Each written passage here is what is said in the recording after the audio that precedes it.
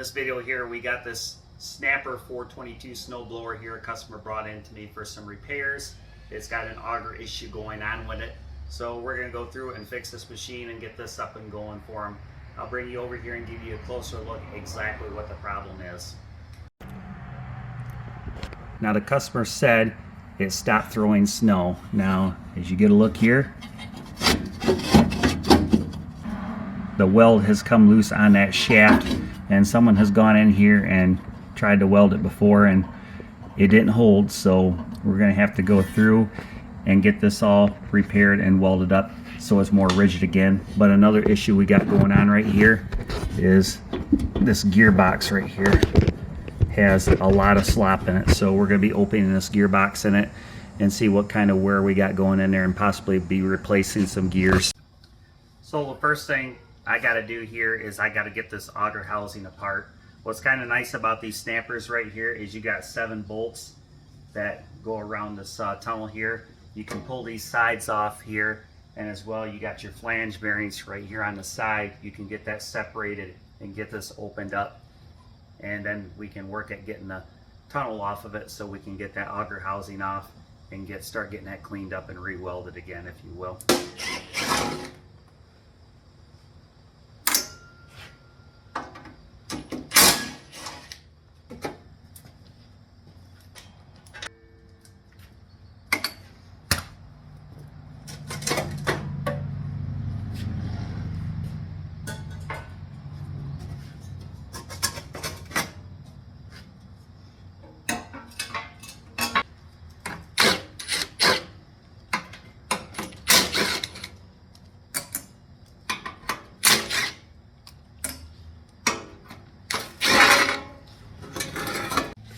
Okay, as you saw, I took and I flipped the unit up on its back and I pulled the belly pan cover off from underneath.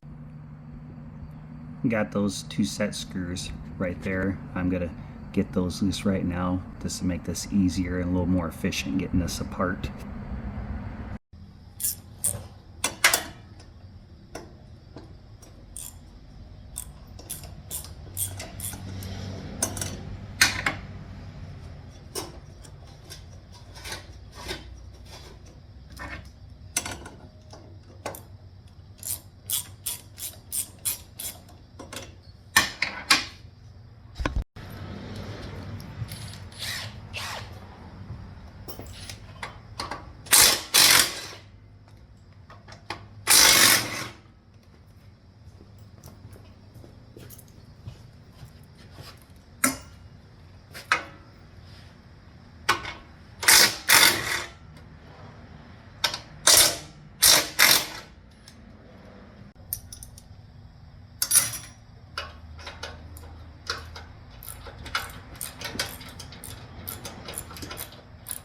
Right now I'm pulling off the chute drive on here from the tunnel.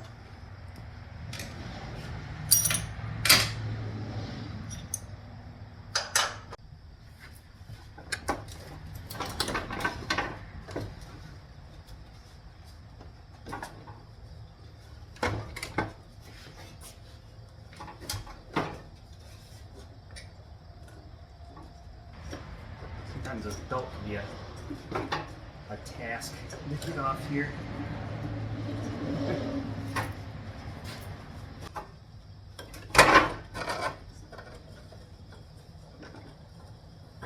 There we go. There. That's out now on the floor. Now we gotta get those pulleys loose there and get that impeller shaft and auger out of there.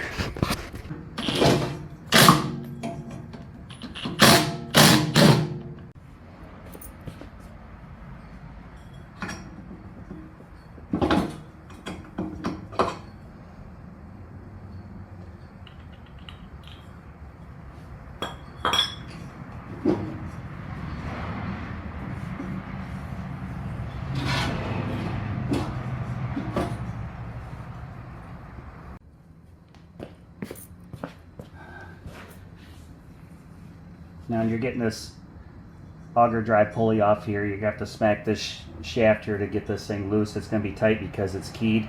I recommend using a brass tip hammer when hitting this. Do not use a steel hammer, otherwise you're going to mushroom this over, and when you try to get that engine drive pulley back on, you're going to hate yourself.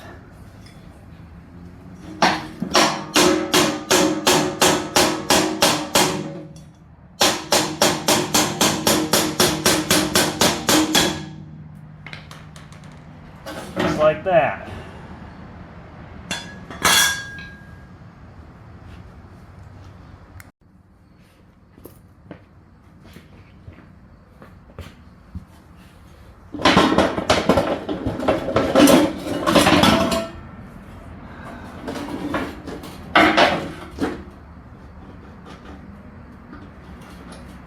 Yeah, that bearing in here is completely shot, so we're definitely replacing that.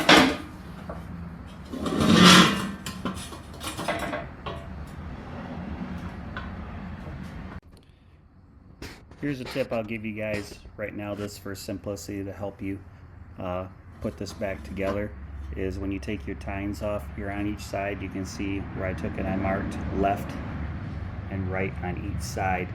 That way you can put them on exactly the way they came off.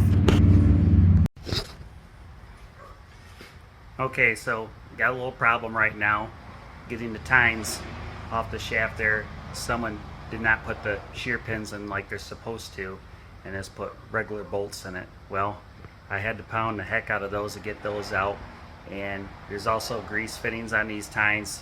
They apparently didn't keep them greased like they're supposed to. Those tines are seized on that shaft, so what I'm going to have to do is I'm going to take and soak these down overnight with some liquid wrench penetrating oil, and come out tomorrow morning and work at getting these off here after they sit overnight.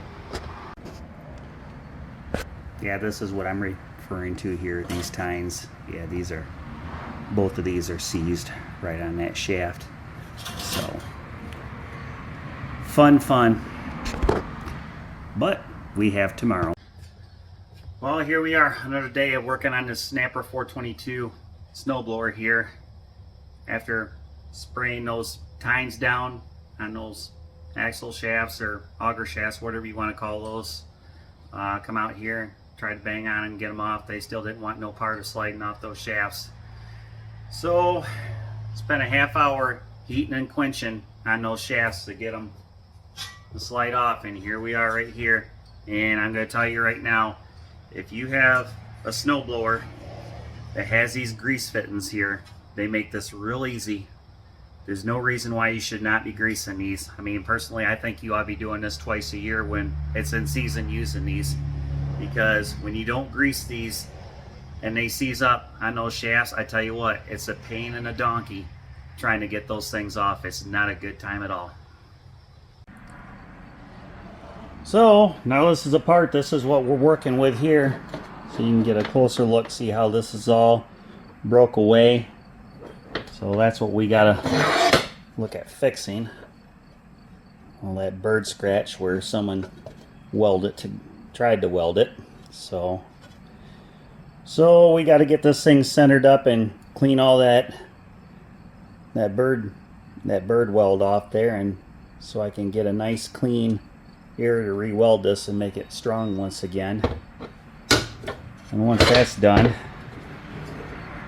get into this gearbox and see what we got going on with there, because yeah, you can see right there, yeah, there's some worn gears inside there, and see about replacing some gears.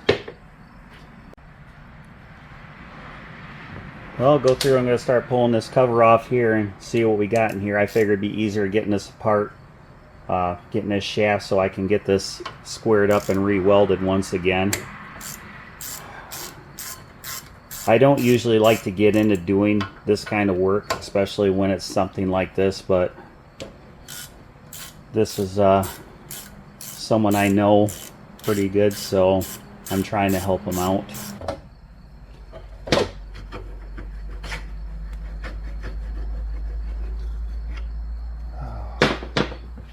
Whew, a little nasty in there, but that's normal.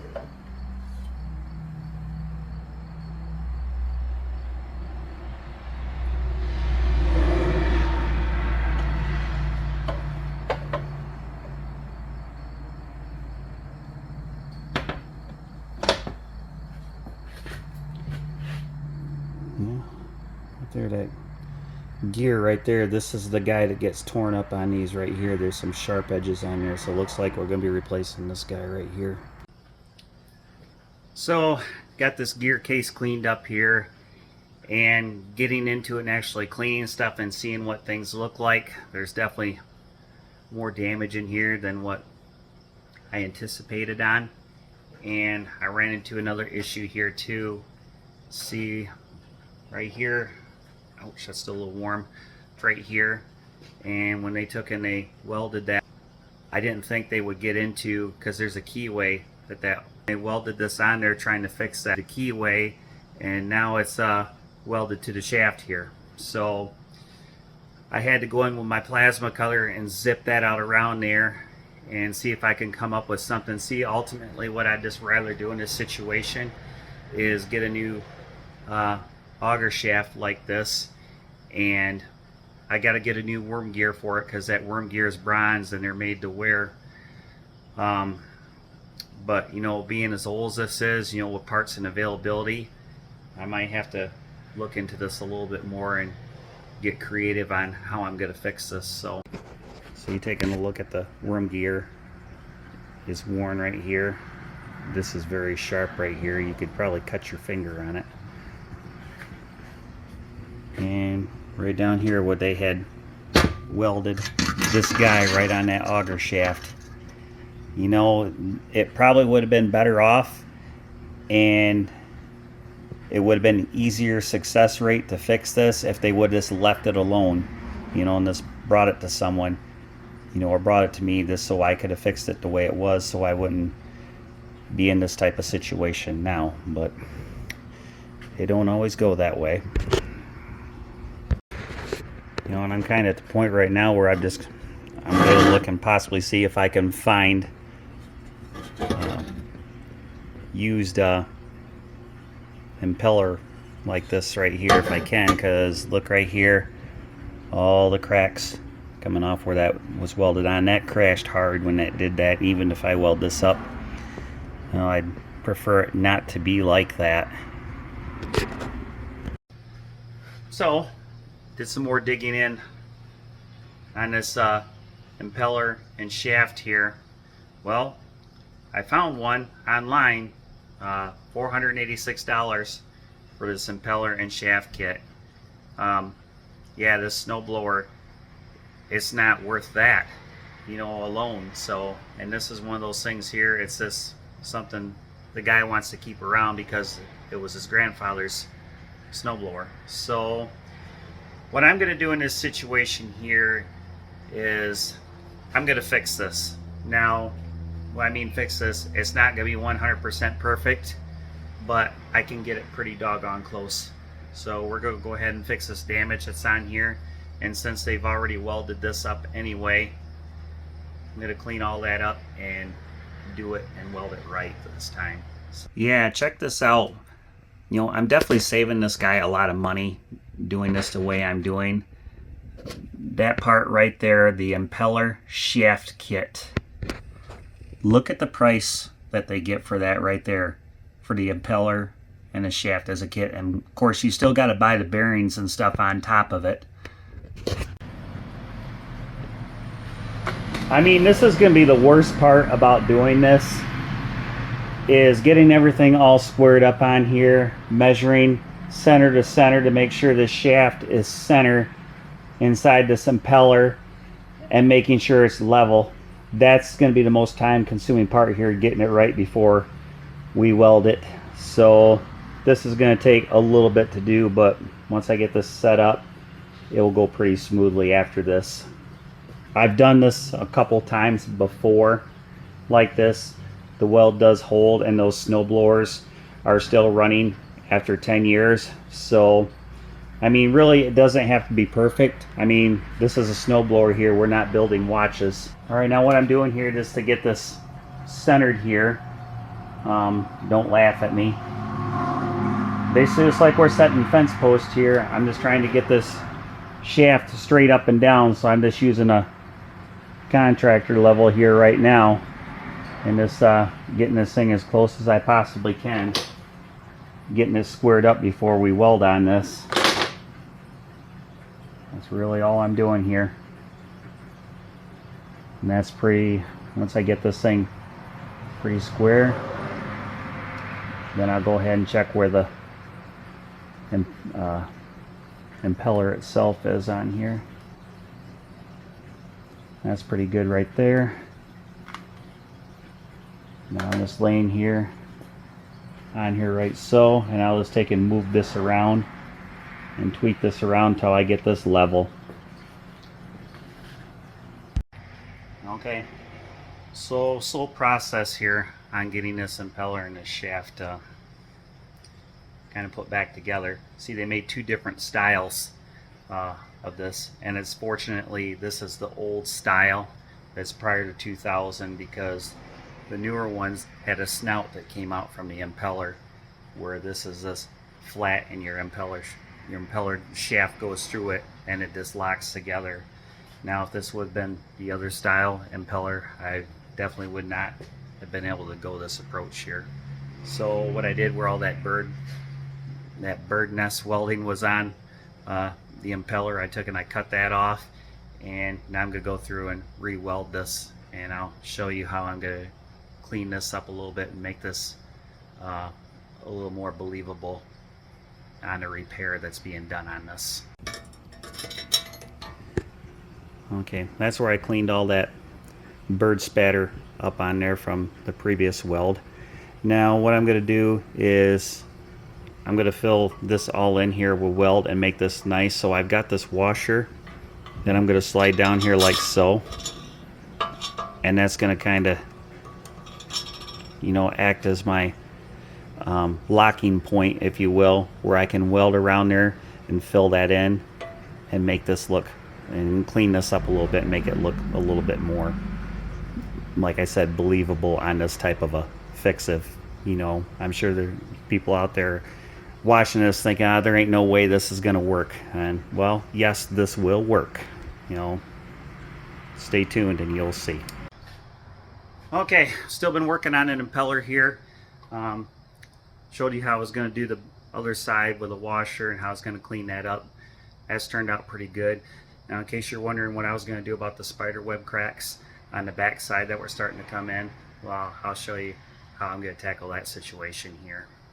So what I did is I ground this all down to bare metal right here, and where those cracks were, I just took the MIG welder and I just kind of carefully worked my way around here like so, filling all this in and just puddling all this on top of those cracks right there. And what I'm going to do right now is I'll just take a little grinder and just kind of smooth this out a little bit. That way it gives it a little bit of rigidity. Most of the strength is going to be on the other side of this. Most of the strength is going to be on this side as it is. So work on this a little more, do some more cleanup, work on this thing and finesse it a little bit. So like I say, we'll have to come back at this at another day. So once I get this done, I'm going to have to go in and order some parts, so that way now the impeller, once that's repaired, then I can get the gearbox and stuff put back together on this and work toward putting everything back together again. Okay, today's a good day. I got the parts in so I can start putting this snapper snowblower back together. I got my worm gear for it. I got the impeller shaft bearing. I got the seals for the gearbox on it, so should be in good shape. So I'll get started.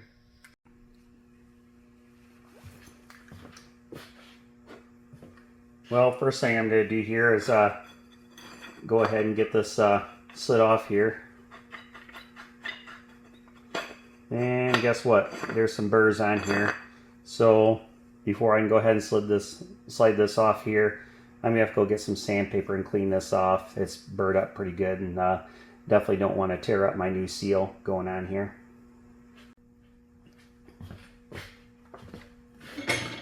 Hopefully this don't take too long.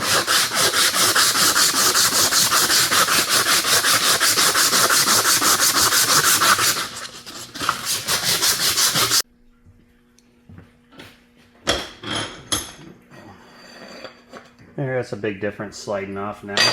Now I got to get this worm gear off here. Got a spacer that's stuck on here too.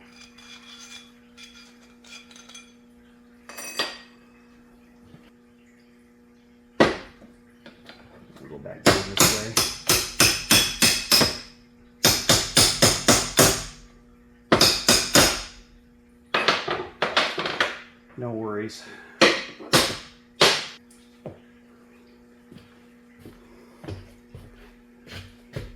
See, check out the difference here.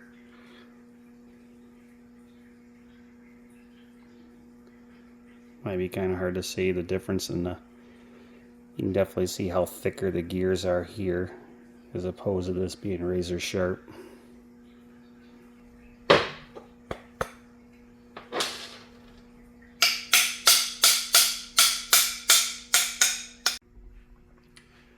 Oh, by the way, this worm gear right here, if you're looking for a part number on that, it's 702765-2YP.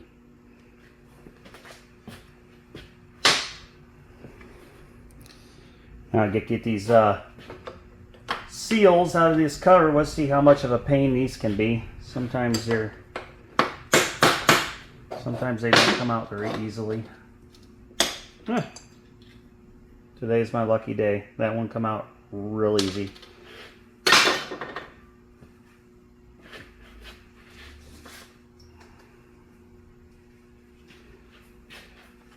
Alright, these seals right here, the part number on these is 701513-6YP.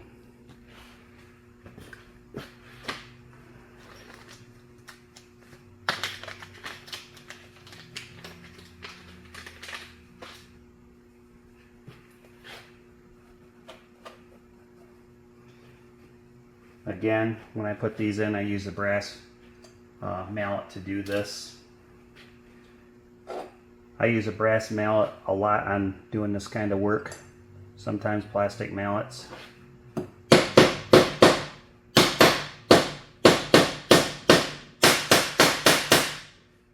That. I'm just taking a little bit of wheel bearing grease and putting inside this housing and on that seal before I slide it back on.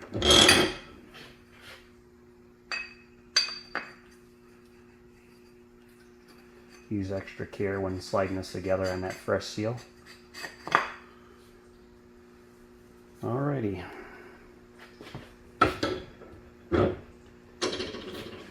Alright. Put the seal in the other housing here and away we go. Alright, I got this gear set up all done. Now, what I had to do with this, because this gear case here obviously had some wear in it with the damage as well, but I had to get some hardened washers to put in here to shim up the clearance because there was too much backlash in between the worm gear and your spiral gear here for the impeller shaft here. Now, this isn't as crucial as, you know, a differential in an automobile, but still there can't be any slop between these gears where this gear is slopping back and forth between this worm gear here. So that's got to be tight, but it also has to have you gotta define, there's a fine line where it's got to have a little bit of clearance in it too, so your grease can transfer through these gears and keep that lubricated as well. Alright, now we gotta take and replace this impeller shaft bearing here. So you can see right here that the cover for the seal bearing is completely gone, and that's why this is so gritty when it turns. So, the part number for this is 7014608SM. That just sits in there like so. Now we'll go over and bolt it into the tunnel.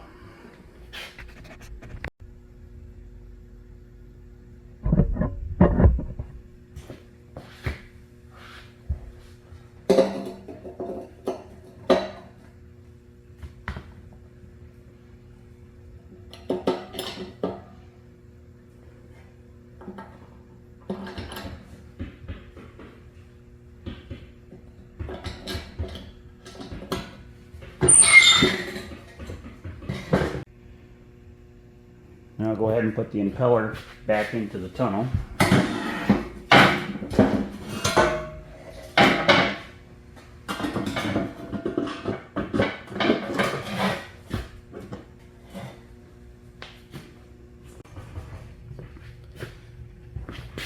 Right now this obviously goes back together the opposite way it came apart. Say I got the auger drive pulley on it. Now this friction disc.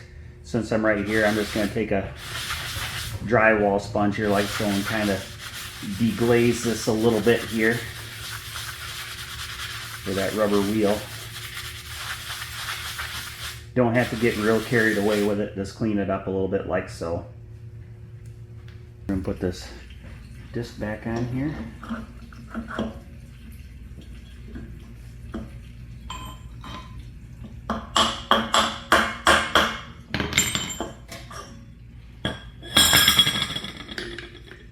Might have just a little bit of a burr I gotta sand off there. I'm even replacing this locking bolt that was on here. I really didn't like how the other one was, so I ordered a new one for this.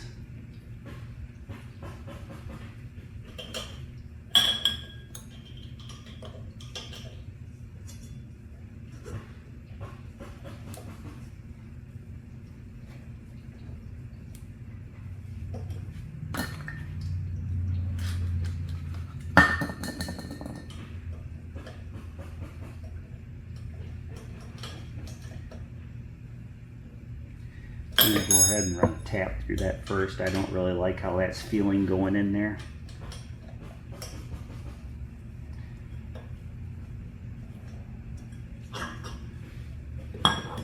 Yeah, we want to get this done, but we're not in that big of a hurry. Run my little thread chaser through here. Be sure everything's cleaned out of there.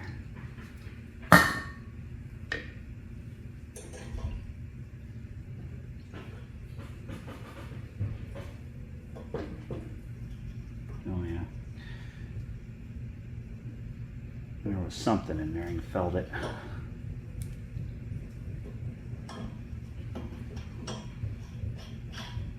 Awesome.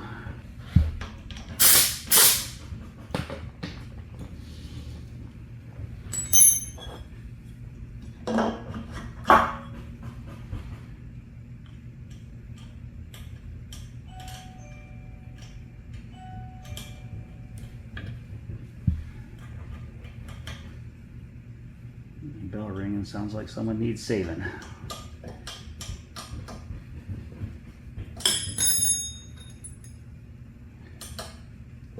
And what I'm doing is I'm running this in by hand, especially on this thing right here. I don't like the idea of zipping an impact gun on it right away. And really on this part right here, you shouldn't.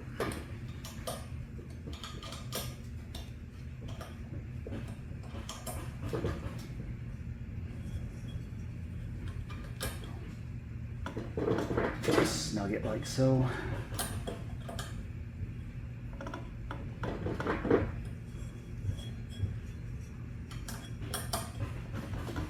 Okay.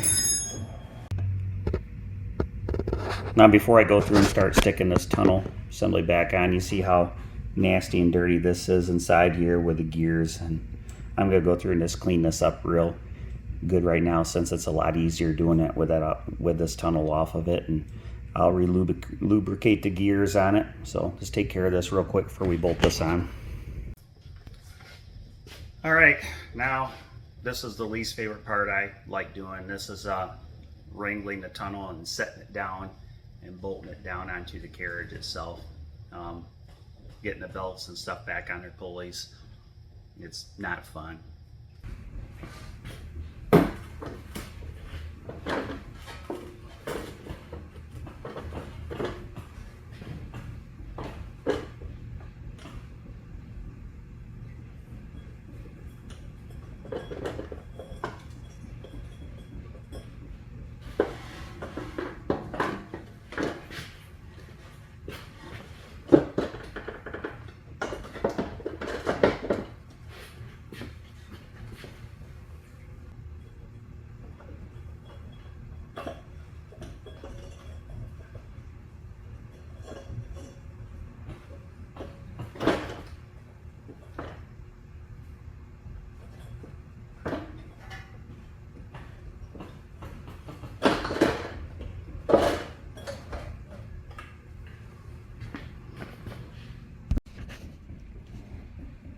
There, got that put back on. Man, what a pain in the stick.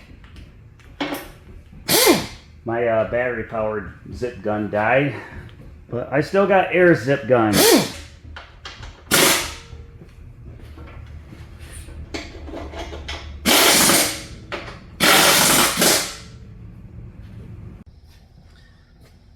Alrighty, I got those tines all cleaned up and put back on here, which I'll show you in a second. I had to do a little bit of machine work around the edges where I had to take in chisel and get those to slide off those shafts where they were seized on there.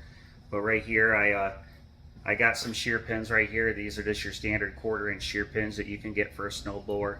I tell you, I do enough snowblower work.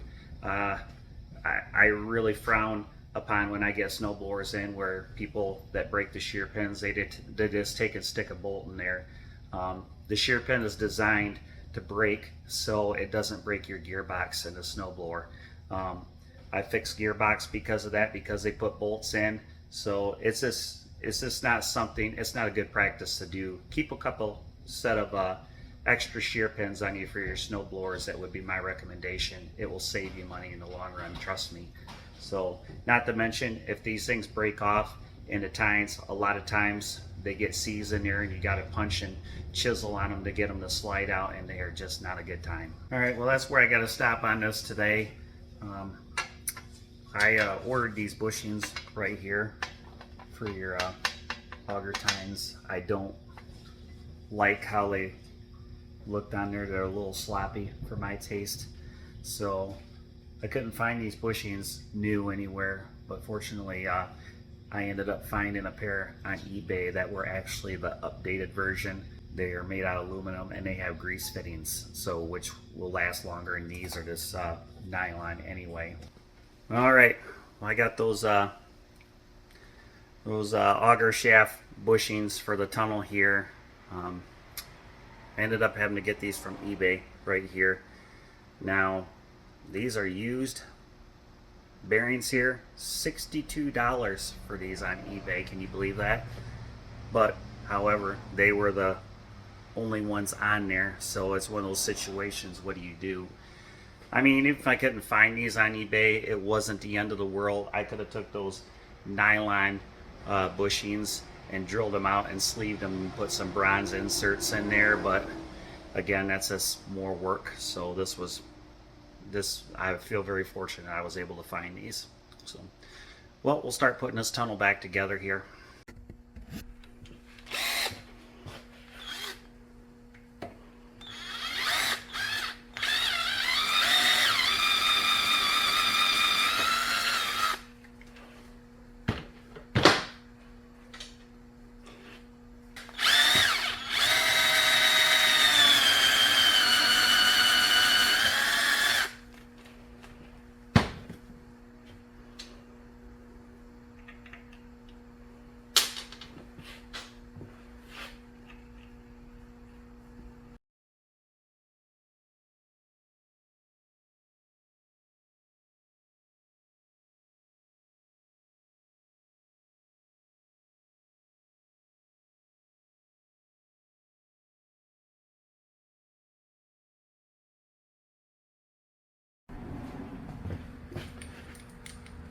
I replace these with these straight ones here.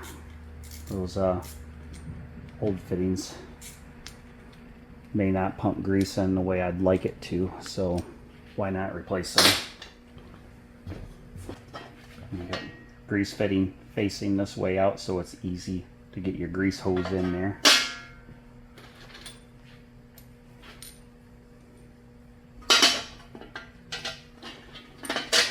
Those nylon ones, you know, being nylon, they just had bolts that zipped back in there. So with these, I'm using 1/4 inch bolts and lock washers to secure this flange.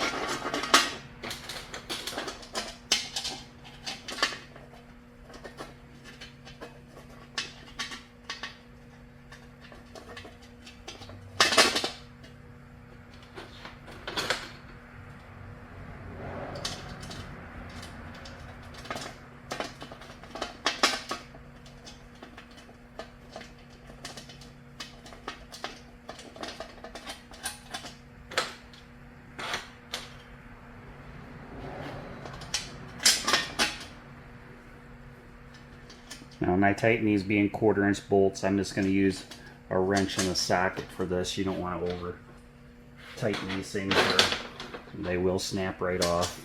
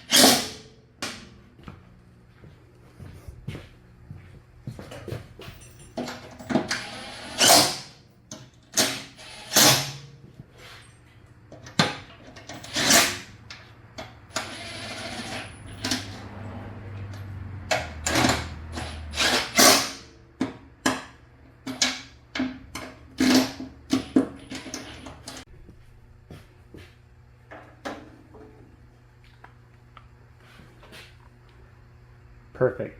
See, I'm starting to see grease shoot out now here. That's what I want to see.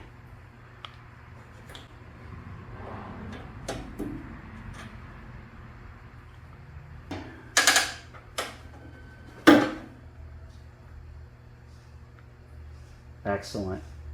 A little grease going in there. Awesome. Okay, so now that that's all back together, the only thing we have left to do is, well, I guess put gas in this thing and see if this thing will commence and start up. So I don't even know if this will run or not.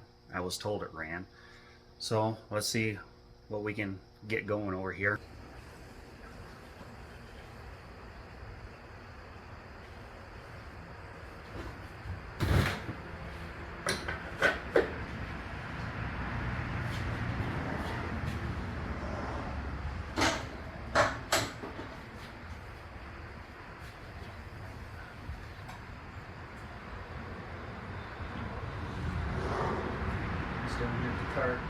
I gassed down the carburetor here.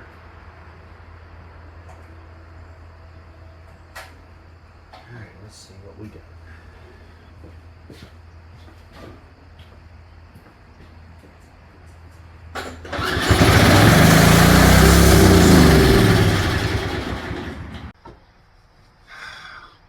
Of course, it don't run right. You start it up, as you see, it wants to rev to the moon, so that's something else I got to look at now, see what's going on with that. So, okay, well, the throttle linkage here, from sitting for a while, it's just all froze up, so hopefully I can just lube everything up on here and get it free, you know, and it'll settle back down. I don't got to pull this carburetor apart and rebuild it. Well, we'll see.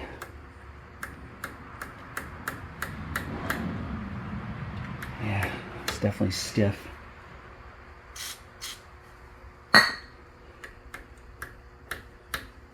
Come on, baby.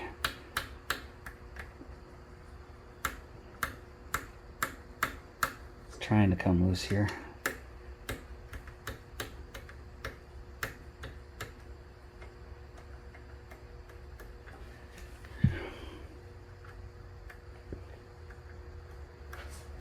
That is really seized from sitting. Well, I'm going to let this soak for a little bit and let it soak down a little bit and work at it. Okay, I let this soak down here about 10 minutes and come back and start working at it. And I got this throttle linkage and everything working nice and free on it. So we'll try starting this up again and See if it settles down now.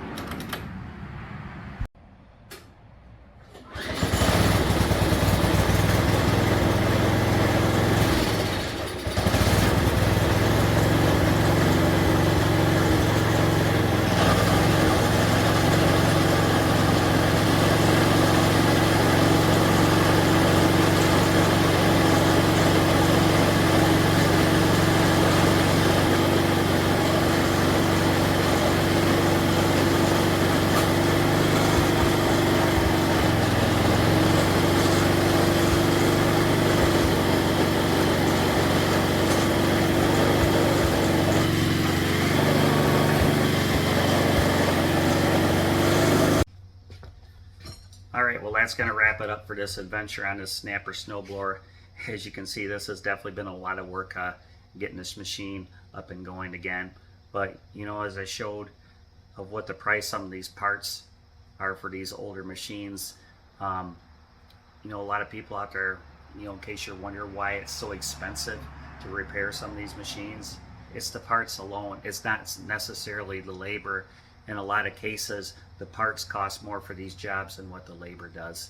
So anyway, this job is done as far as what I was supposed to do with it. I noticed when the machine was out there and running, it wants to run if it's partially, the choke is partially closed, so that tells me it's going to need some carburetor work on it. So I made that phone call to the customer, and that's totally up to him if he wants me to go forward with that, and if not, you know, if he's going to take care of his own carburetor work, he can do that as well. But thanks for everybody for hanging out with me in this segment, and I'll see you in my next video. Take care.